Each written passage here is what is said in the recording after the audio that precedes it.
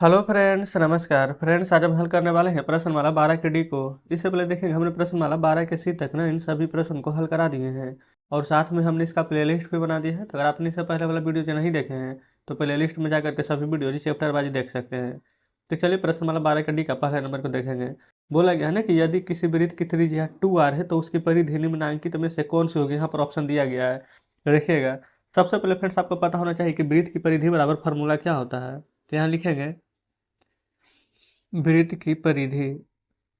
वृत्त की परिधि बराबर फार्मूला होता है हमारा 2πr। ठीक है, यहाँ पर देखेंगे r हमारा है यहाँ पर रेडियस, रेडियस यानी कि त्रिज्या। ठीक है, तो यहाँ पर लिखेंगे 2 पाई का मान होता है 22/7, याद रखेंगे। r कितना दिया गया है तो देखेंगे यहाँ पर त्रिज्या r के जगह पर लिखा गया 2r, तो हम यहाँ लिखेंगे 2r। ठीक है, अब यहाँ पर देखेंगे कि हमारा यहाँ पर कितना आ जाएगा।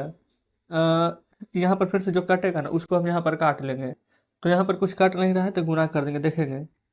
अच्छा, यहाँ पर फिर से एक बात देखेंगे ना, यहाँ पर पाई पाई पाई और यहाँ पर पाई है, यानी कि पाई का मान ना 22/7 नहीं रखा गया है। तो आप लोग क्या करेंगे, इस पाई के जगह पर ना, जिसे 22/7 के जगह पर हम पाई ही रहने देंगे।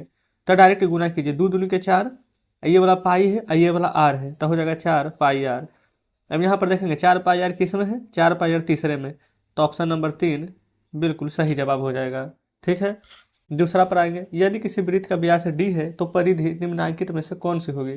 फार्मूला ना यही वाला लगाएंगे, लिखेंगे वृत्त की परिधि बराबर 2πr। अब देखेंगे यहाँ पर बोला गया है ना कि यदि किसी वृत्त का व्यास डी है।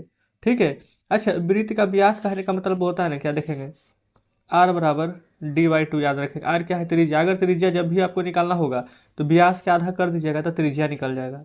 वही फ्रेंड्स अगर हम त्रिज्या का दुगुना कर देंगे ना 2r, तो हमारा यहाँ पर व्यास आ जाएगा। यानी कि आप या तो 2r कर दीजिए, यानी कि त्रिज्या को दुगुना कर दीजिए तो हमारा व्यास के बराबर हो जाएगा। ठीक है, और अगर व्यास को आधा करेंगे तो यहाँ पर त्रिज्या मिल जाएगा, या त्रिज्या को डबल करेंगे तो व्यास मिल जाएगा। ठीक है, इतना में कोई दिक्कत नहीं होनी चाहिए। अब देखेंगे तो यहाँ पर व्यास बोला गया था कि डी है।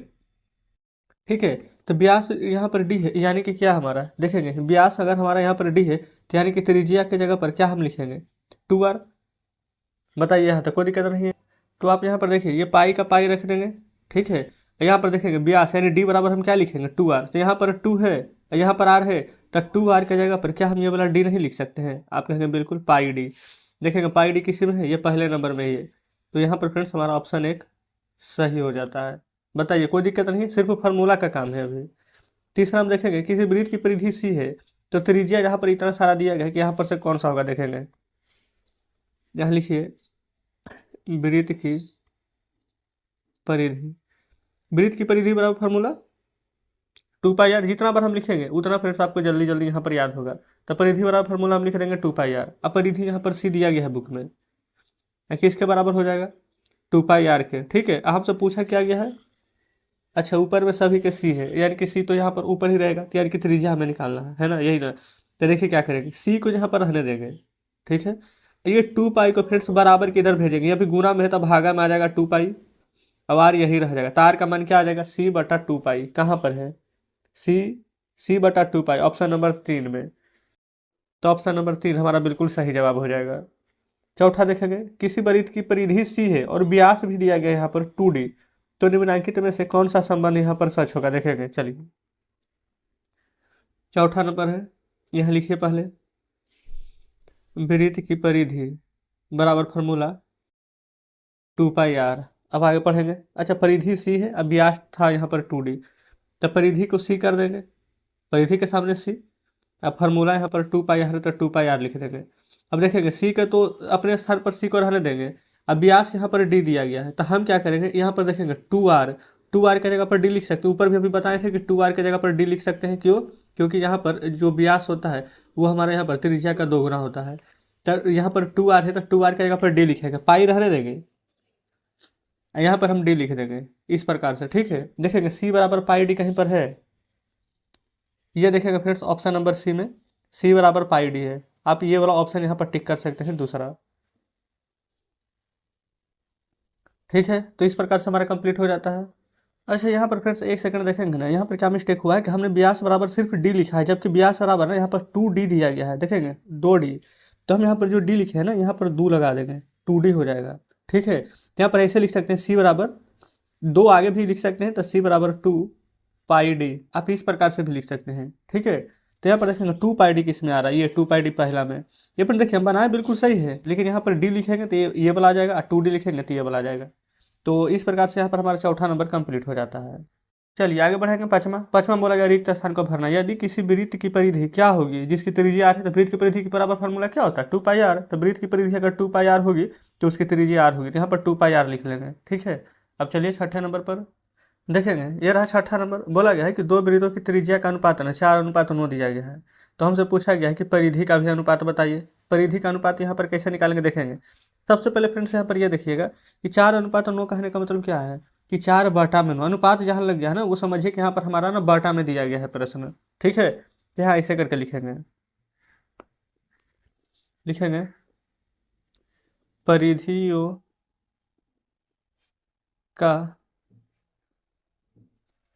अनुपात। ठीक है, देखेंगे कितना दिया गया था प्रश्न में। पहले तो यहाँ पर दिया हुआ है 4:9। ठीक है, ये प्रश्न में दिया गया। तो वृत्त की परिधि बराबर फार्मूला क्या होता है, आप कहेंगे 2 पाई आर। तो देखेंगे ऊपर हो जाएगा 2 पाई, अब आर के जगह पर पहला यहाँ पर क्या है, यहाँ पर 4 है तो गुना में 4, दो गो का अनुपात निकाल रहे हैं। दूसरा 9 है, तो लेकिन वृत्त का परिधि तो सेम रहेगा फार्मूला 2 पाई आर। आर के जगह पर इस बार क्या लिखेंगे 9। तो 2 पाई से 2 पाई हमारा कट जाएगा, क्या बचेगा 4/9।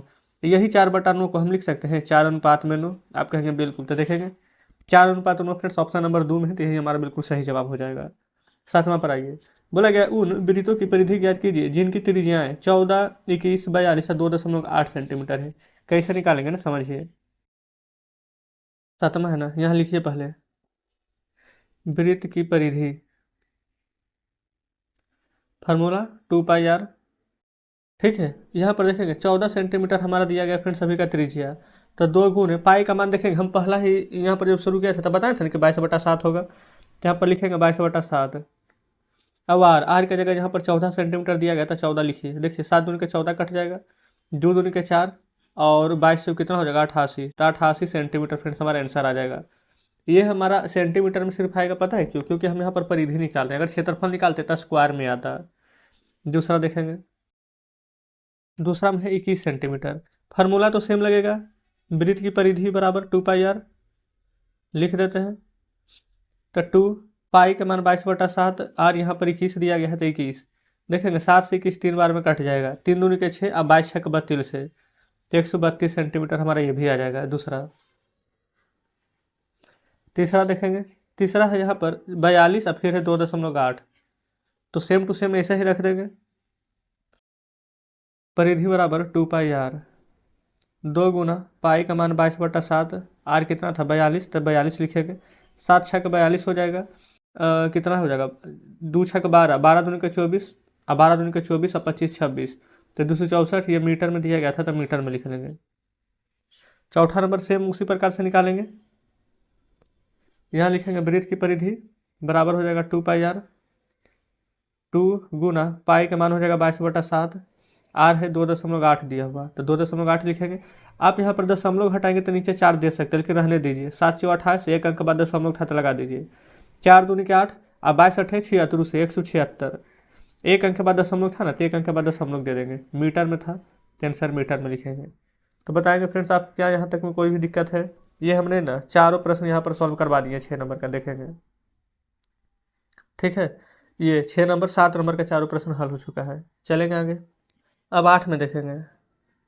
8 में क्या बोला गया है ना कि उन वृत्तों की परिधि ज्ञात करें जिनका व्यास यहाँ पर दिया गया है। ठीक है, देखेंगे आप यहाँ पर क्या करेंगे, वृत्त की परिधि बराबर फार्मूला याद रखिएगा। ऐसे तो होता है 2 पाई आर, होता है ना, लेकिन हम आपको क्या बताए थे कि जो व्यास है ये फ्रेंड्स, अगर हमको त्रिज्या चाहिए ना तो व्यास का आधा dy/2, व्यास का अगर आधा कर देंगे तो हमारे फ्रेंड्स यहाँ पर त्रिज्या मिल जाएगी। ठीक है, तो हमारा यहाँ पर दिया क्या गया है, परिधि ज्ञात कीजिए। यहाँ पर देखेंगे ना कि सभी का व्यास दिया गया है। ठीक है, अच्छा, और एक बात याद रखेंगे, और यहाँ पर अगर त्रिज्या को दुगना कर देंगे 2r बराबर d हो जाएगा। ठीक है, अगर यहाँ पर आपको त्रिज्या चाहिए तो व्यास का आधा कर दीजिए। ठीक है, या फिर दोनों में यहाँ पर या फिर क्या करेंगे कि त्रिज्या को दुगना कर दीजिए। ठीक है, तो हमारा यहाँ पर व्यास के बराबर हो जाएगा। तो यहाँ पर ये 2 है, यहाँ पर r है, तो वृत्त की परिधि अगर यहाँ पर देखेंगे दिया क्या गया है, हमारा व्यास दिया गया है, तो हमको इसको आधा करना पड़ेगा। तो इसलिए हम आधा न करके डायरेक्ट यहाँ पर 2r है तो 2r की जगह पर d लिख सकते हैं, तो एक पाई रह जाएगा, एक d रहेगा। तो वृत्त की परिधि बराबर यहाँ पर लिख सकते हैं पाई d, लिख सकते हैं कि नहीं। देखिए पाई का मान तो पाई रहेगा और d बराबर है 2r, तो यहाँ पर 2r बात तो वही है, लेकिन इतना लिखने से देखेंगे क्या होगा। पाई का मान 22/7 और d दिया गया है 35, तो डायरेक्ट हम यहाँ पर 35 से बैठा देंगे और 7 बचे के 35 कट जाएगा और 22 बचे के 110, तो 110 सेंटीमीटर फ्रेंड्स हमारा यहाँ पर आंसर आ जाएगा। ठीक है, इस प्रकार से अगर बनाएंगे तो, अगर ऐसे नहीं बनाते हैं, अगर देखेंगे पूरा, अगर दूसरा तरीका से बनाएंगे तो जैसे कि 2πr पर बनाइए, तो 2 गुने पाई का मान 22/7, r 35 था तब 35, 7 बचे के 35 हो जाएगा, 5 दूनी के 10 और 22 दहे के 5 दूनी के 10 और 22 दहे के 220। तो ये हमारा क्या निकला है, वृत्त की परिधि r निकला है अभी, ये त्रिज्या है। अब हम r को क्या करेंगे, d/2, इसको आधा करेंगे तो इसको 2 से भागा देंगे, तो देखेंगे 2 एकम 2, 2 एकम 2, 0 है तो 0। अब 110 सेंटीमीटर निकल कर आया है, वो क्या निकल कर आया है, d यानी डायमीटर व्यास। तब आप देखेंगे कि आपको ऐसे करके बनाना है, पूरा आंसर निकालने के बाद आधा कीजिएगा कि यहाँ पर इसी प्रकार से बना लीजिएगा। हम फ्रेंड्स आपको दोनों तरीका यहाँ पर बता दिए हैं। ठीक है, तो चलिए अब हम यहाँ पर दूसरा देखेंगे। यहाँ पर 63 है ना, तो यहाँ पर वृत्त की परिधि बराबर हम लिखेंगे पाई d, पाई का मान हो जाएगा 22/7 और यहाँ पर d कितना था 63, तो 7 नमा का 63 यहाँ पर काट देंगे। ठीक है, और 22 नमा 98 से ना, 9 दूनी 18, 9 दूनी 18 19, तो ये हो जाएगा 198 सेंटीमीटर है तो सेंटीमीटर में। तीसरा देखेंगे 4.2 है, तीसरा का फॉर्मूला लिखेंगे वृत्त की परिधि बराबर पाई d, पाई का मान हो जाएगा 22/7, डी हो जाएगा 4.2। देखेंगे 7 6 के 42, एक अंक के बाद दशमलव की तो दे दीजिए, अब 22 6 के 32 से 132, एक अंक के बाद दशमलव की तो लगा देंगे, तो 13.2 मीटर हो जाएगा तीसरा। चौथा देखेंगे, चौथा में है 2.1 हमारा, लिखिए यहीं पर लिख देंगे परिधि बराबर पाई डी, पाई का मान हो जाएगा 22/7, डी का मान हो जाएगा 2.1, 7 तिया के 21, 22 तिया के 66, एक अंक के बाद दशमलव था तो एक अंक के बाद दशमलव दे देंगे, मीटर में है तो आंसर मीटर में आ जाएगा। तो जस्ट इस प्रकार से फ्रेंड्स यहाँ पर हमारा चौथा नंबर भी सॉल्व हो जाता है, देखेंगे। ठीक है, उम्मीद करते हैं कि सभी प्रश्न बढ़िया से समझे होंगे। तो फ्रेंड्स हमारा 8 नंबर प्रश्न यहाँ पर कंप्लीट हो जाता है। अब 9वां देखेंगे। 9वां में बोला गया यहाँ पर कि निम्नांकित चित्र में वृत्त की परिधि ज्ञात करें। ठीक है, वृत्त की परिधि यहाँ पर कैसे ज्ञात करेंगे जो देखेंगे। ये फ्रेंड्स यहाँ पर ना वृत्त ये 14 सेंटीमीटर इधर दिया गया है और यहाँ पर 14 सेंटीमीटर दिया गया है। तो यहाँ पर ना जो दिया गया है पूरा का पूरा यहाँ से यहाँ तक ये हमारा व्यास है। पता है क्यों, देखें अगर यहाँ पर से सेंटर से ना अगर इस प्रकार से यहाँ तक रहता आधा में तो हमारा होता है त्रिज्या, लेकिन यहाँ पर आधा त्रिज्या, यहाँ पर आधा त्रिज्या, पूरा त्रिज्या यानी कि 2r, तो उसको 2r को क्या बोलते हैं, डी यानी कि व्यास। डी यानी कि फ्रेंड्स इसका पूरा होता है नाम डायमीटर। ठीक है, आर से होता है रेडियस यानी त्रिज्या, डायमीटर यानी व्यास। तो हम यहाँ पर लिख सकते हैं कि व्यास हमारा 14 सेंटीमीटर दिया गया। अगर यहाँ से यहाँ तक दिया रहता 14 तो हम मानते हैं कि त्रिज्या 14 सेंटीमीटर दिया गया है। तो जस्ट यहाँ पर हम लिखेंगे नंबर में वृत्त का व्यास जो कि दिया गया है यहाँ पर 14 सेंटीमीटर। तो वृत्त का परिधि बराबर फार्मूला अभी जस्ट हम लिख रहे हैं पाई डी, पाई का मान हो जाएगा 22/7 और डायमीटर यहाँ पर 14 है, 7 दूनी के 14 कट जाएगा और 22 दूनी के 44 सेंटीमीटर। तो ये फ्रेंड्स हमारे यहाँ पर 9 नंबर प्रश्न का भी आंसर आ चुका है। ठीक है, देखेंगे तो 9वां हमारा सॉल्व हो जाता है। अब सेम उसी प्रकार से फ्रेंड्स सभी प्रश्न यहाँ पर बनेगा। जैसे 10 नंबर देखेंगे ना कि वृत्त का बोला गया है कि वृत्ताकार मैदान का व्यास इतना दिया गया है, तो मैदान के चारों ओर बाड़े का लंबाई यहाँ पर ज्ञात करें। इसको हम क्या करेंगे जो समझिए। सबसे पहले व्यास इतना दिया गया है, तब परिधि निकालेंगे, तब वृत्त का परिधि क्या होता है पाई डी। देखिए 10वां यहाँ पे सोल्व करवाते हैं। यहाँ लिखते हैं वृत्त की परिधि, यहाँ पर आपको ध्यान देना कि फार्मूला कौन वाला लगेगा। यहाँ पर त्रिज्या नहीं व्यास दिया गया, तो फार्मूला यही लगेगा पाई डी वाला। पाई का मान होगा 22/7 और डी का मान होगा 70.7। अब जो कटेगा ना यहीं पर आप काट लेंगे। देखेंगे 7 दहे के 70 और 7 एकम के 7, एक अंक के बाद दशमलव है तो लगा दीजिए। अब 22 को 101 से गुना कीजिए ना, ये तो ऐसे ही लग रहा है 22 और 22 दहे के 220, ये वाला बाकी 2 यानी कि ये फ्रेंड्स 222.2, एक अंक के बाद दशमलव था तो यहाँ पर दशमलव दे देंगे। ये मीटर में है तो यहाँ पर मीटर लिख देंगे। ठीक है, चलिए अब पूछा क्या गया था, चारों ओर बाड़े का लंबाई ज्ञात करते, लिख देंगे ना चारों ओर बाड़े की लंबाई हो जाएगा 222.2 मीटर। तो ये हमारे यहाँ पर 10 नंबर प्रश्न भी सॉल्व हो जाता है। ठीक है, चलिए तो यहाँ पर फिर से देखेंगे ना टोटल यहाँ पर 22 प्रश्न दिए गए हैं, तो हमने आज 10 प्रश्न हल किए हैं ना, बाकी के 12 प्रश्न कल हल करा देंगे तो पूरा ये चैप्टर हमारा खत्म हो जाएगा। तो आज का सेशन कैसा लगा फ्रेंड्स, कमेंट बॉक्स में जरूर से बताएंगे। वीडियो अच्छी लगी हो तो वीडियो को लाइक और चैनल को सब्सक्राइब कर दीजिएगा। तो ठीक है, मिलते हैं आपसे कल नेक्स्ट वीडियो में बचे हुए प्रश्नों के साथ।